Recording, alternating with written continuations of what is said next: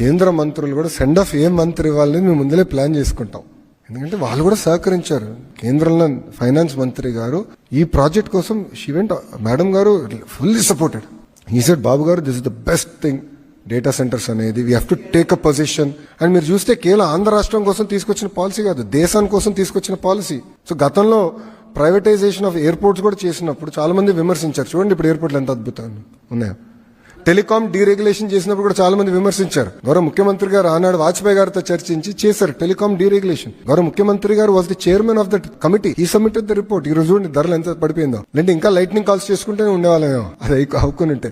అంటే అంత ప్రోయాక్టివ్ గా in interest of the nation మనం పాలసీస్ చేసాం. సో అంత సీరియస్ గా తీసుకున్నాం. అందుకే మీరు చూస్తే మంత్రులందరూ కూడా వచ్చారు, వాళ్ళ ఎండార్స్మెంట్ కూడా ఉంది. ముందు ఇంకా ఈ డబుల్ ఇంజిన్ బుల్లెట్ ట్రైనింగ్ ఎంత స్పీడ్గా వెళ్తుందో మీరు చూస్తారు కదా boss. Arcelor Mittal we got it done. Visakha ఉక్కుని ప్రైవేటీకరణ జరగకుండా మేము ఆపాం.